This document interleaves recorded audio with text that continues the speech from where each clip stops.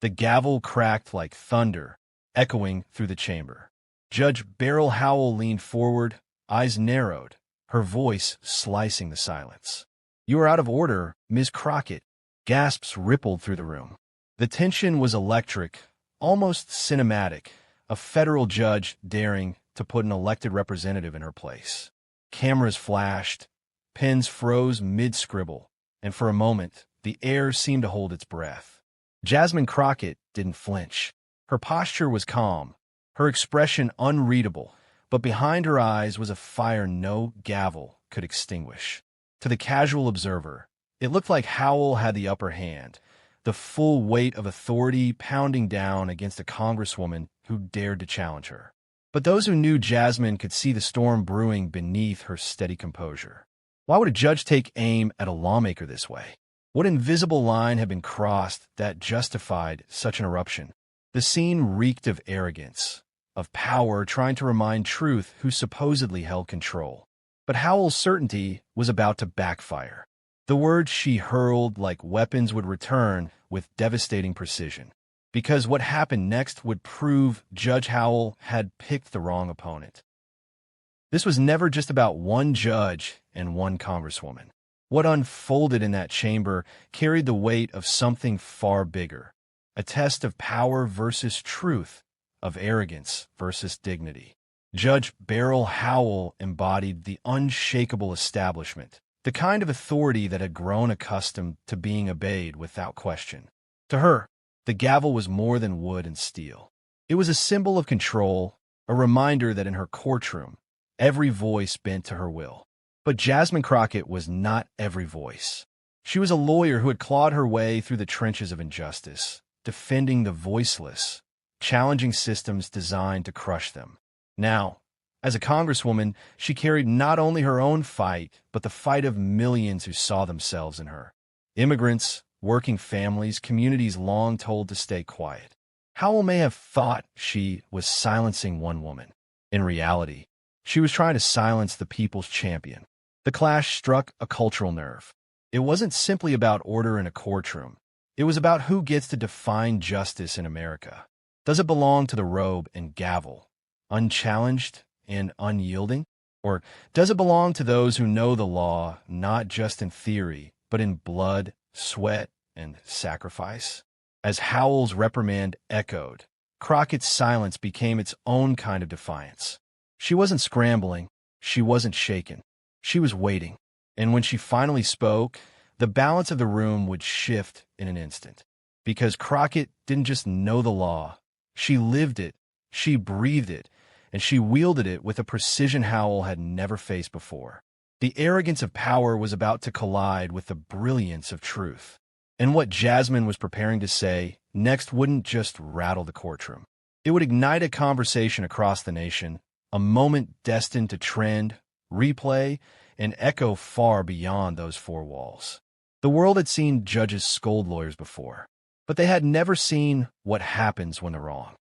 Judge underestimates Jasmine Crockett, and as the room held its breath, history leaned in, waiting for her answer. For years, Judge Beryl Howell had carried herself like a figure carved out of marble, immovable, certain, and above reproach. In Washington's legal circles, her name was spoken with a mix of reverence and fear. Colleagues described her as sharp, disciplined, and unyielding. To many, she was the embodiment of what a federal judge was supposed to be: impartial, commanding, and immune to pressure. Yet beneath that polished veneer was a reputation layered with both triumphs and controversy, a career that had often blurred the line between fairness and the arrogance of unchecked authority. Howell's rulings had shaped headlines. She presided over high-stakes cases that touched the nerve of American politics, decisions that left some applauding her as a guardian of democracy and others branding her as a partisan operator in judicial robes. Every gavel strike she delivered was backed by years of experience and an ironclad confidence that few dared challenge. In her courtroom, silence wasn't just expected, it was demanded. Lawyers knew better than to interrupt, to question, to stray from her order. The very architecture of her chambers seemed to bend around her presence, as if even the walls understood who held dominion inside. Her defenders painted her as a protector of order in chaotic times. They pointed to her insistence on discipline, her refusal to let theatrics overtake substance. They admired the way she cut through arguments with the precision of a scalpel, laying bare what was frivolous and amplifying what mattered. In their eyes, Judge Howell wasn't arrogant. She was necessary. She was the adult in the room when politics threatened to poison the law. But critics told a different story. To them, Howell wasn't the stern protector of justice she claimed to be. She was an emblem of arrogance, a judge who confused her own authority with truth itself. They saw in her decisions a tilt, a bias, a willingness to cloak political leanings in legal jargon. They remembered her sharp rebukes, her habit of cutting down attorneys mid-sentence, her visible disdain when someone dared to defy the unwritten script of deference to her bench. To them, she was less an impartial judge and more an actor in the grand theater of Washington power. And Howell didn't shy away from that perception. If anything, she wore it as armor. She believed in her own judgment, believed that when she ruled, it wasn't just law, it was order itself manifest. She had stared down seasoned prosecutors, veteran defense attorneys, even politicians with decades in power. None had rattled her. None had forced her to reconsider her grip on the room. That confidence, that towering certainty, was what gave her words such sting when she banged her gavel and declared, "You are out of order, Ms. Crockett." It wasn't just a reprimand. It was a message. In this space, her space, there was no room for dissent. But arrogance has a way of blinding even the sharpest eyes. Howell's career had been built on the assumption that her authority was absolute, that no one, not lawyers, not politicians, not the press, could truly put her on the defensive. She had faced challengers before, yes, but never one like this. Never one who combined the credentials of a lawyer, the platform of a congresswoman, and the fire of someone who had nothing to lose by telling the truth plainly. Judge Beryl Howell believed she was untouchable. But this time, she wasn't facing an ordinary defendant. She was facing Jasmine Crockett. Long before Jasmine Crockett found herself in the halls of Congress, before the cameras followed her every move, she was just a young lawyer in Texas carrying files heavier than her paycheck and dreams bigger than her circumstances. She hadn't been born into privilege, hadn't been handed a golden ticket to the top. What she had was grit, a sharp mind, and a conviction that justice wasn't just a word carved on courthouse walls. It was a promise meant to be kept. She began her career as a defense attorney, often taking the kinds of cases that didn't make headlines but defined lives. Her clients weren't CEOs or power brokers. They were working-class men and women, immigrants, people who barely had the means to hire representation. Some were guilty, some were innocent, but to Jasmine, all were entitled to dignity.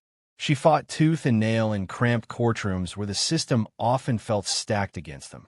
Long nights of combing through paperwork, early mornings walking into hearings where she was underestimated again and again. This was her training ground. Her advocacy didn't end at the courtroom door. Jasmine stepped into grassroots organizing, championing civil rights causes that others considered too risky, too polarizing.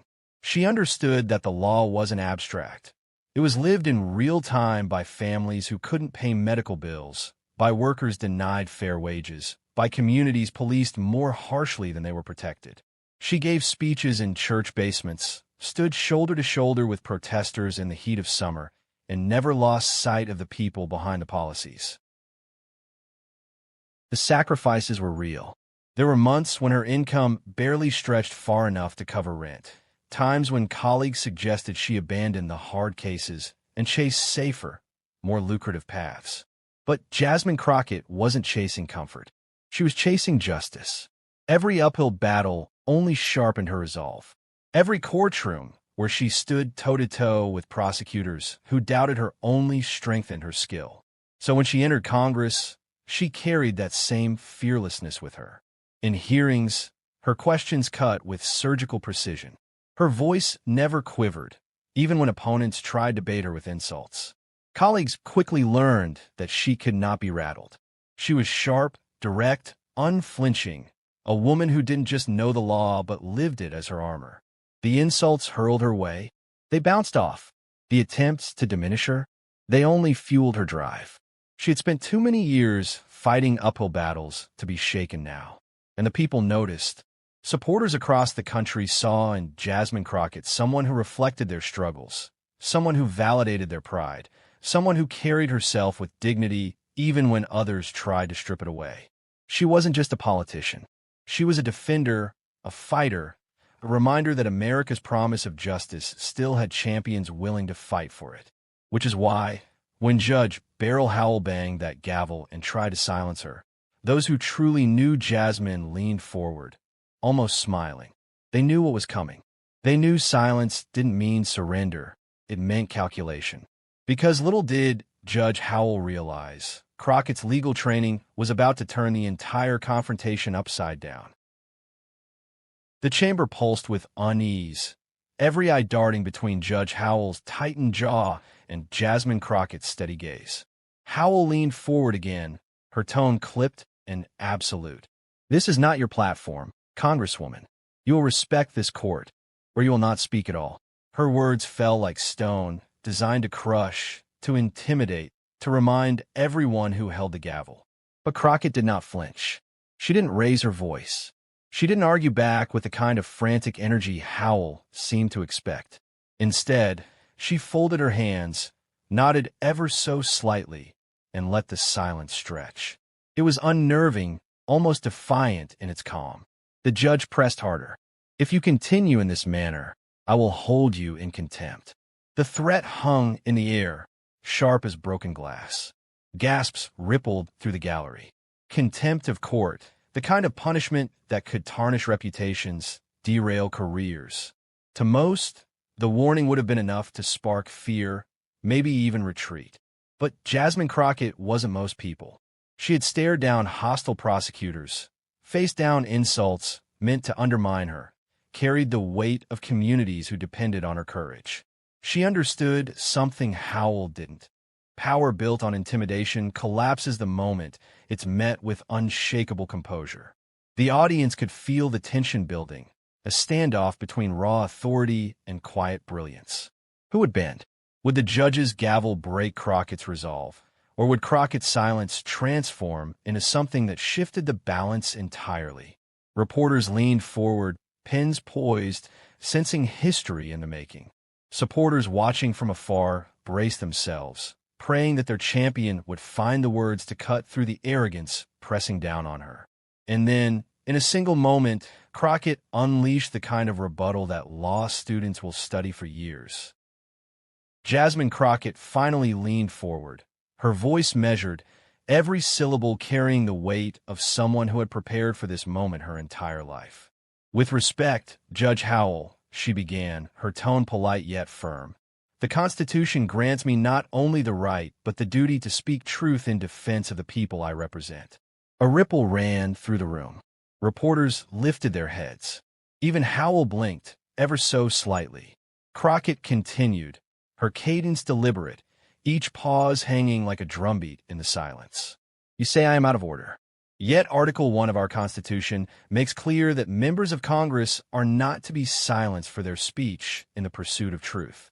You claim I risk contempt, but precedent after precedent, from Watkins versus United States to Powell v. McCormick, reminds us that attempts to stifle a representative's duty to her constituents are not law. They're overreach." Gasps broke out across the chamber. Crockett's words weren't loud, but they sliced with surgical precision. The judge's gavel twitched in her hand, but she didn't bring it down. Not this time. Crockett pressed forward, her voice rising just enough to match the growing energy in the room. "You may hold a gavel, Your Honor, but I hold a mandate. That mandate comes not from robes or chambers, but from voters, citizens who entrusted me to challenge injustice wherever it rears its head. You may threaten me with contempt, but the true contempt would be for me to stand silent while power attempts to bully truth into submission." The gallery erupted in murmurs. A young intern in the back clutched her phone, typing furiously as the first hashtags lit up online. Hashtag Crockett the Genius. Another whispered to his colleague. She's turning the Constitution back on the judge. Howell's face flushed, her authority suddenly fragile. She shifted in her seat, cleared her throat, tried to interrupt.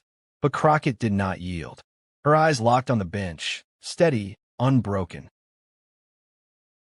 This court, Crockett continued, is not a throne, and justice is not an ornament to be wielded at will. The moment we confuse authority with infallibility is the moment we betray the very principles that give this institution legitimacy. The silence that followed was deafening. For the first time, Judge Howell looked unsettled. Her lips parted as though to speak, but no words came. The gavel remained frozen in her hand, stripped of its thunder. And then, as if on cue, the outside world began to roar. Phones buzzed. Tweets multiplied by the second. Clips of Crockett's takedown spread in real time. Journalists whispered about how her words would reverberate across the nation. How this moment was more than just a skirmish in a courtroom. It was a blueprint for defiance against arrogance. One observer murmured, "That wasn't a rebuttal. That was a dismantling." Another added, "It's like watching David flip the script on Goliath." Crockett leaned back, her delivery complete, her composure unshaken. She hadn't raised her voice, hadn't needed theatrics. She had simply used the truth like a blade, and in doing so, left her opponent grasping for footing. The crowd's energy shifted. No longer was the room under Howell's control. The balance of power had visibly tilted, and everyone present knew it. This was the precise moment arrogance collapsed under the weight of truth. Judge Howell looked down, eyes darting to her notes, to her bench, to anything that might anchor her. But the damage was done. The authority she wielded so easily before had cracked, and the sound of that fracture echoed louder than any gavel could. But what happened outside the courtroom made this moment explode into something far bigger. By the time the gavel's echo had faded, the internet was already on fire. Hashtags surged across platforms. Hashtag Crockett the Genius. Hashtag Judge Shut Down. Hashtag Truth on Trial. Clips of Jasmine Crockett's takedown spread like wildfire, racking up millions of views before the evening news could even begin its coverage. TikToks looped her sharpest lines with dramatic soundtracks, while memes painted Howell as a crumbling empire struck down by Crockett's precision. On Twitter, journalists scrambled to weigh in. A masterclass in constitutional law, live on camera, one posted. Another declared, "Jasmine Crockett just reminded America what fearless representation looks like." Comment sections swelled with applause, with everyday people writing, "She spoke for all of us tonight." Late-night comedians pounced on the spectacle. One joked, "Judge Howell brought a gavel to a gunfight, and Jasmine Crockett brought the Constitution." The audience roared, and the clip itself went viral, adding fuel to the cultural firestorm. But it wasn't just entertainment. Prominent figures chimed in. Celebrities reposted the moment, attaching captions like "iconic" and "this is leadership." Political leaders, too, weighed in, some celebrating Crockett as the embodiment of courage, others cautiously sidestepping the confrontation, unwilling to take Howell's side publicly. The silence of the latter only made Howell look weaker, isolated in her own shadow. Meanwhile, the broader conversation stretched beyond the courtroom. Commentators on cable panels debated not just the clash itself, but what it revealed about America. For many, it became a symbol of race and gender colliding with power and arrogance. Here was a black congresswoman, underestimated, told she was out of order, and instead of backing down, she rewrote the narrative in real time. Viewers saw it as more than a takedown. They saw it as validation, proof that dignity could withstand and outshine authority wielded carelessly. In classrooms, students replayed the footage, professors pointing out her references to precedent with admiration. On college campuses, watch parties broke out as Crockett's words became rallying cries. Across neighborhoods, barbershops, and dinner tables, people debated what it meant when truth outshone power so completely. Judge Howell, once regarded as untouchable, suddenly became the butt of jokes and the face of arrogance exposed. Crockett, meanwhile, was lifted higher than ever, no longer just a congresswoman, but a folk hero, a symbol of resilience and brilliance against the odds. And as the shockwave spread, one thing became clear. This was no longer a courtroom moment. It was a cultural turning point, a conversation about who gets to wield power in America and who refuses to bow to it. When the noise finally settled, when the hashtags began to level off and the pundits moved on to the next headline, the meaning of what Jasmine Crockett had done lingered. For her, the moment was never just about clapping back at a judge or scoring a viral clip. It was about proving something deeper, something enduring. That dignity outlasts arrogance. Crockett herself put it best in an interview afterward. "This was never just me against Judge Howell," she said, her tone steady but weighted with conviction. "This was about the principle that no one, not even those in robes, not even those with gavels, gets to silence truth. And if I had stayed quiet, I would have betrayed the very people who sent me here to fight for them." Her words resonated far beyond Washington. For immigrants who had been told they didn't belong, for workers told to know their place, for young women of color stepping into rooms that weren't built for them, Jasmine Crockett's defiance was a mirror. It reflected their own struggles and whispered, "You are not out of order. You belong here." The clash became more than a story of courtroom arrogance undone. It became a parable of Americanness. The idea that our truest strength isn't inherited power, but the courage to confront it. Crockett had shown that justice doesn't require shouting, doesn't require spectacle. Sometimes it's as simple and as seismic as standing firm, speaking truth, and refusing to bow. That message carried across generations. Civil rights veterans praised her resolve as part of the long continuum of struggle. Young activists saw her as proof that you could be unapologetically yourself and still command respect. Even those disillusioned with politics found in her takedown a spark of belief that the system wasn't entirely closed, that brilliance and bravery could still cut through the arrogance of those who abused authority. And so, the image of Jasmine Crockett leaving that chamber became iconic. She didn't storm out or gloat. She walked with composure, her head high, every step a quiet declaration that she hadn't just survived the clash, she had defined it. Around her, voices rose in admiration. Some clapped, some whispered, some simply watched in awe. It was cinematic in its simplicity, the hero not in victory pose, but in dignified stride, carrying herself as though she already knew what the world was only beginning to realize. Because in the end, this wasn't about her versus a judge. It was about every American who's ever been told they don't belong, and finding the strength to stand tall anyway. Judge Howell tried to punish Jasmine Crockett, but instead, she revealed her own weakness against a true legal genius. What began as an attempt to silence ended as a reminder. Courage and truth will always outshine arrogance. If this moment left you inspired, you're not alone. Millions are realizing that when we stand together, dignity wins. Don't let this story fade into the noise. Share it, subscribe, and join a community that refuses to stay silent when power tries to crush truth. Because this isn't just a video, it's a movement.